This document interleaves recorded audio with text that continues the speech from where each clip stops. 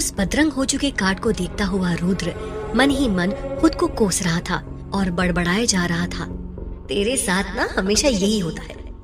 कहा था ना उस तोते वाले बाबा ने, संकट आने वाला है तुम पर। और तुम तो किसी की बात को सीरियसली नहीं लेते। अब कैसे करोगे उसे कांटेक्ट?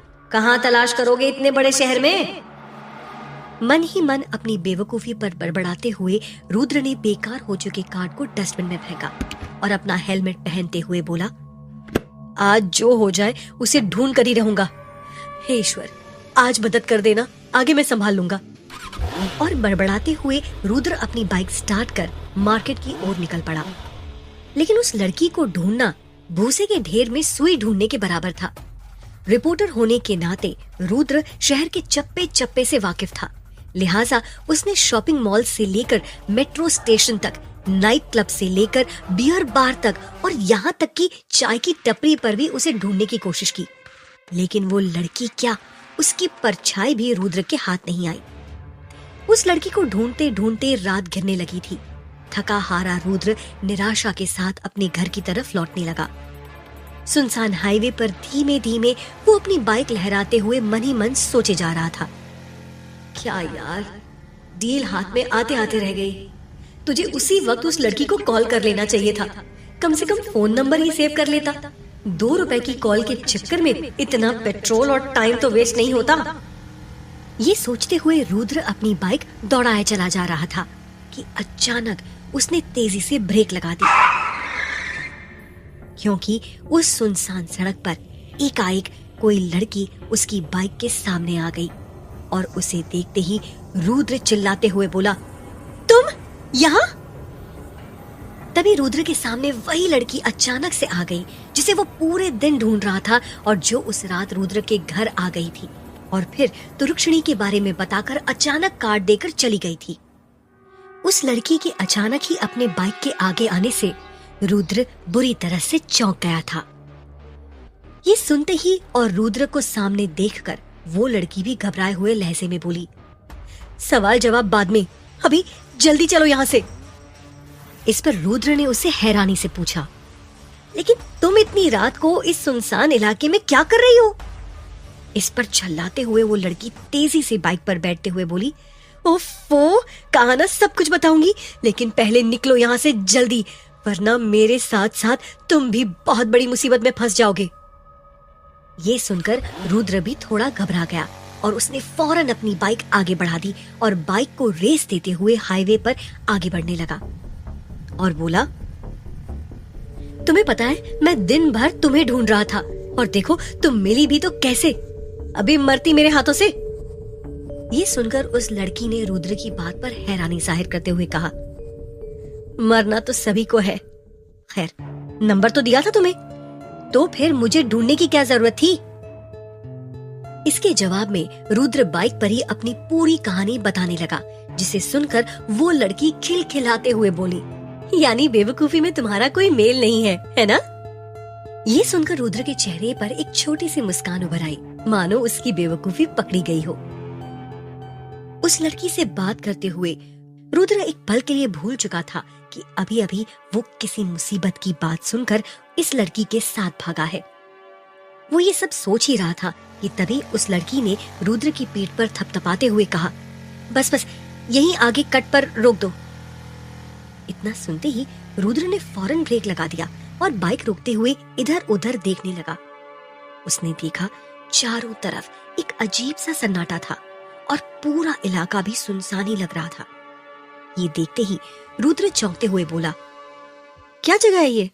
बैठो, मैं तुम्हें घर तक छोड़ देता हूँ, यहाँ मुझे कुछ ठीक नहीं लग रहा। रुद्र की बात खत्म होती इससे पहले वो लड़की तेजी से बोलने लगी, फोन निकालो जल्दी।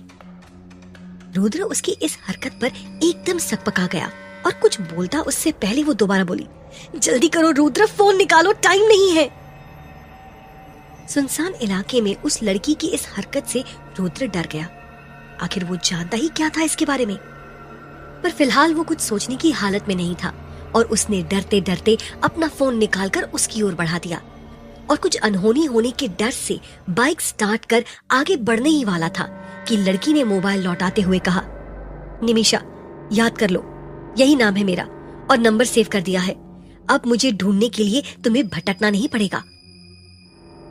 फोन हाथ में वापस देखकर रुद्र की जान में जान आई और उसने तेजी से गहरी सांस भरते हुए निमिषा को थैंक यू बोलने के लिए मुंह खोला ही था कि उसने देखा निमिषा सुनसान सड़क पर तेजी से चलती हुई एक अंधेरे कोने में गुम हो गई। रुद्र अपनी बाइक स्टार्ट करने की कोशिश कर रहा था कि अचानक ही वहां का मौसम बदल गया। बिजली कड़कने लगी, बादल गरजने लगे और झमाझम बारिश गिरने लगी। अचानक से बदले मौसम को देख रुद्र थोड़ा घबरा गया। तभी उसका ध्यान झाड़ियों पर गया जहां से तेज रोशनी चमक रही थी और उसे वो काली साड़ी वाली लड़की दिखाई दी जो उस रात उसे अपने घर के बाहर दिखी थी। अपनी सुर्ख लाल आंखों से वो रुद्र को ही देख रही थी। उसे देख रुद्र बुरी तरह डर गया। उसके मुंह से एकाएक निकला, तुरुक्षिणी। ये बोलते ही रुद्र बाइक स्टार्ट करने की कोशिश करने लगा। उसकी बाइक स्टार्ट हुई और वो वहां से तेज रफ्तार में निकल गया। इधर राजी की आंख खुली तो वो बुरी तरह से चौंक गया और खुद में ही बड़बड़ाने लगा, ये सब क्या है? कहीं ये कोई डरावना सपना तो नहीं? राजी को एकाएक सांप नुमा नीला निशान, पागलपन और न जाने क्या क्या याद आने लगा। राजी घबरा कर उठा और कमरे में इधर उधर देखने लगा कि तभी उसे उस अंधेरे कमरे में एक छोटा सा रोशनदान दिखाई दिया जिसमें लोहे की मजबूत जाली लगी हुई थी। राजी लपक कर उस ओर बढ़ा और जाल से बाहर झांकने लगा, लेकिन दूर दूर तक सिवाय घने जंगल के और कुछ भी नहीं था। वो फिर भी इस उम्मीद में कि शायद उसकी आवाज कोई सुन ले पूरी ताकत से चिल्ला उठा, बचाओ, कोई है, भगवान के लिए मुझे यहाँ से बाहर निकालो। पर वहां कोई नहीं था जो उसकी पुकार सुनकर उसके करीब आता। राजी अब थक कर दीवार के सहारे वहीं बैठ गया और अपनी बहन को याद कर रोने लगा। भवन के एक छोर में बने इस कमरे में जहाँ राजी चुपचाप मायूस सा बैठा था, तो वहीं दूसरी ओर भवन में कुछ विषानियां हंसते खिलखिलाते झुंड बनाकर सुखना ताल में स्नान के लिए बढ़ रही थी। वो सभी धीमे धीमे बात करते हुए आगे बढ़ रही थी कि तभी नंदिनी नाम की एक विषानी चुपचाप उस झुंड से निकलकर अपना रास्ता बदल लेती है और इधर बाकी सभी विषानियां ताल पहुंचकर पानी में अटखेलियां करती हुई एक दूसरे के साथ उन्मुक्त अंदाज में हंसी मजाक करने लगती हैं कि तभी अचानक पास की घनी झाड़ियों में उन्हें एक हल्की सी सरसराहट और एक अजीब सी आवाज सुनाई देती है, जिन्हें सुनते ही सभी विषानियां सतर्क हो जाती हैं। वो सभी डरकर इधर उधर देखने लगती हैं कि तभी उनमें से एक विषानी मुस्कुराते हुए बोलती है, अरे इसमें घबराने की क्या बात है? हो सकता है कोई अभागा पुरुष हो जिसे हमें निहारने का अंजाम पता न हो। और इतना सुनते ही सभी विषानियां फिर से खिलखिलाकर हंसने लगती हैं। लेकिन अगले ही पल फिर से उन झाड़ियों में तेज हलचल होती है और अचानक ही तेज हवाओं के साथ बादल, बिजली कड़कने लगते हैं और बारिश होने लगती है। फिर एक अजीब सी आवाज के साथ वही सुर्ख लाल आंखों वाली लड़की उन्हें दिखाई पड़ती है, जिसकी आवाज सुनते ही विषानियों की खिलखिलाहट एक झटके में गायब हो जाती है और वो सब डर के मारे एक साथ चीखते हुए बोलती है, बाबा भागो, ये तो तुरुक्षिणी है। और ये सुनते ही वहां खलबली मच जाती है। तभी एक विषानी बोलती है, पर तुरुक्षिणी दोबारा कैसे आ सकती है? उसे तो हमारी स्वामिनी मोहिनी जी ने नष्ट कर दिया था और अरण्य ग्राम को बचा लिया था। हमें जल्द से जल्द भवन पहुंचकर स्वामिनी को ये बताना होगा। सभी विषानियां फौरन ताल से बाहर निकलती हैं और बिना देर किए भीगे वस्त्रों में ही निर्वाणा भवन की ओर भागने लगती हैं। इधर नंदिनी नाम की वो विषानी जो झुंड से खुद को छिपते छिपाते एक दूसरे रास्ते पर बढ़ चली थी, वो अचानक जंगल में एक पुरानी सी झोपड़ी के पास आकर रुक जाती है। वो रुककर इधर उधर देखती है, फिर धीरे से झोपड़ी के अंदर जाने के लिए अपने कदम बढ़ाती है कि तभी कोई उसे बाजुओं से पकड़कर उस अंधेरी झोपड़ी में खींच लेता है और अपने साथ ये सब होता देख उसके मुंह से तेज चीख निकलने ही वाली होती है कि कोई उसके होठों पर अपना हाथ रखते हुए उसके कानों में फुसफुसाते हुए बोलता है, चिल्लाना मत नंदिनी, मैं हूं विक्रम। जैसे ही नंदिनी उस आवाज को सुनती है, वो तेजी से अपने होठों पर रखे उस हाथों को जोर से काट लेती है। नंदिनी की इस हरकत पर विक्रम दर्द से चिल्ला उठता है, आ! कितनी शैतान हो तुम नंदिनी, ऐसे कोई काटता है क्या?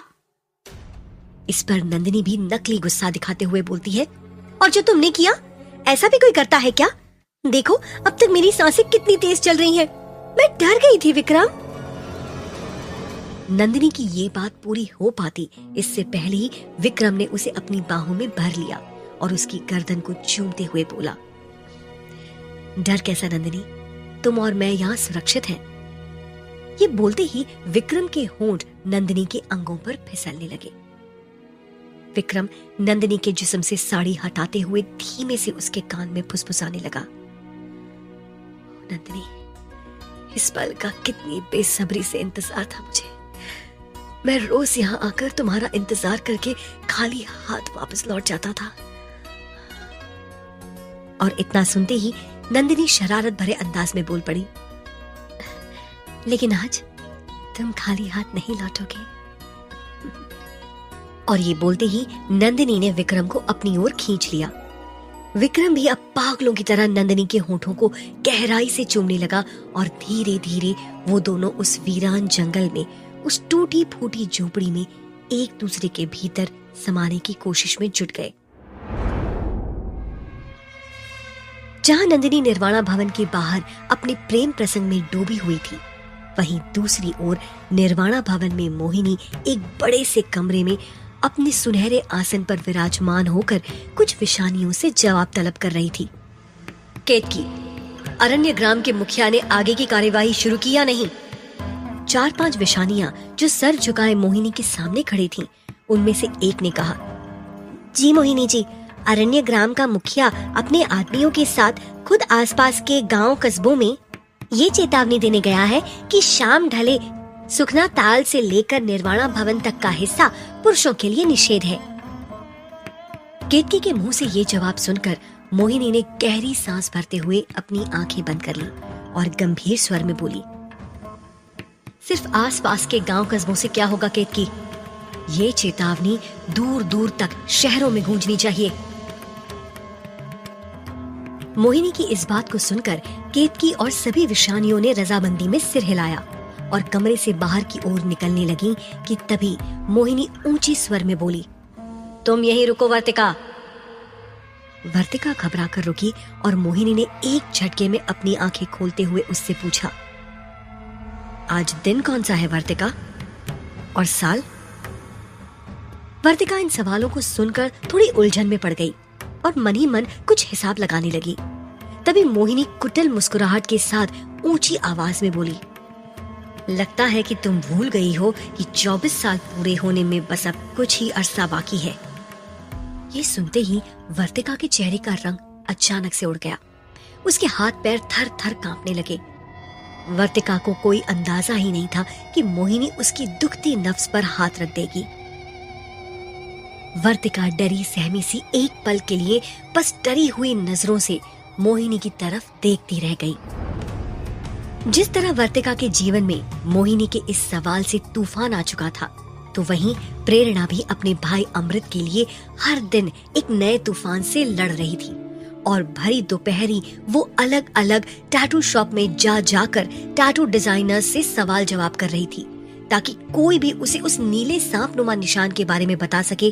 पर सबका जवाब एक था, देखिए मैडम, जिस तरह के निशान के बारे में आप बात कर रही हैं, वैसा टैटू तो मैंने कभी नहीं बनाया। इस पर प्रेरणा बहुत ही निराशा भरे अंदाज में बोली, भैया, मैं शहर के सभी टैटू डिजाइनर्स के चक्कर काट चुकी हूँ और हर कोई वही बात कहता है जो आप कह रहे हैं, लेकिन मैंने उस तरह का टैटू अपनी आंखों से देखा है। पर भरतपुर में ऐसा कोई टैटू वाला नहीं था जो प्रेरणा को उसके सवालों के जवाब दे पाता। प्रेरणा थकी हारी घर की ओर लौट रही थी कि तभी पीछे से एक आवाज आई, प्रेरणा बेटा। आवाज सुनकर प्रेरणा पलटी तो देखा आवाज लगाने वाला कोई और नहीं बल्कि कांस्टेबल राणा थे, जो कई दिनों से प्रेरणा के साथ अमृत को ढूंढने में उसकी मदद कर रहे थे। अरे बेटा, मैंने तुम्हें कितने फोन किए लेकिन तुमने कॉल रिसीव ही नहीं की। फिर हाफते हुए कहा, वो तो शुक्र है कि तुम मुझे यूं अचानक मिल गई। अब बैठो जल्दी और फौरन चलो मेरे साथ। इतना सुनते ही प्रेरणा बाइक पर बैठी और जिज्ञासावश पूछ बैठी, कोई क्लू मिला है क्या अंकल? बताइए ना प्लीज। इस पर कांस्टेबल राणा मोटरसाइकिल स्टार्ट करते हुए बोलते हैं, बताता हूँ, पहले चलो यहाँ से। उस जगह से करीब आधे घंटे की दूरी तय करने के बाद प्रेरणा और कांस्टेबल राणा ऐसी जगह पहुँचते हैं जहाँ की छोटी छोटी तंग गलियों में कुछ कच्चे पक्के झुग्गी झोपड़ी नुमा मकान बने हुए थे। संकरी गलियों से होते हुए कांस्टेबल राणा बाइक रोककर एक घर के आगे आकर दरवाजा थपथपाते हैं, तो वो दरवाजा खुद ब खुद खुल जाता है। कांस्टेबल राणा और प्रेरणा जैसे ही अंदर घुसते हैं तो देखते हैं कमरे के अंदर पूरी तरह से अंधेरा फैला हुआ है। तभी उनकी नजर कमरे में टूटी फूटी चारपाई पर लेटे उस बूढ़े पर जाती है, जो लगातार कमरे की छत को घूरते हुए कुछ बड़बड़ा रहा था। इस पर प्रेरणा डरते डरते पूछती है, ये कौन है राणा अंकल? आप जानते हैं क्या इसे? ये क्या हमारी मदद कर सकता है? पर कांस्टेबल राणा को जवाब दे पाते इससे पहले ही प्रेरणा कमरे की दीवारों को देखकर चिल्लाने लगती है, अंकल ये देखिए, ये वही निशान है, अमृत के गले पर नीले सांप वाला निशान। कांस्टेबल राणा पलटकर उन निशानों को देखने की कोशिश कर ही रहा होता है कि ठीक उसी वक्त वो बूढ़ा, जो अब तक धीमे धीमे कुछ बड़बड़ा रहा था, वो अचानक चिल्लाते हुए बोलने लगता है, अरण्यग्राम, अरण्यग्राम, अरण्यग्राम। आखिर क्या है 24 साल का राज जिसे सुनकर वर्तिका घबरा गई? और क्या है इस बूढ़े की कहानी जो दीवारों पर बना रहा था सांप नुमा नीला निशान? जानने के लिए सुने कहानी का अगला अंश सिर्फ पॉकेट FM ऐप पर।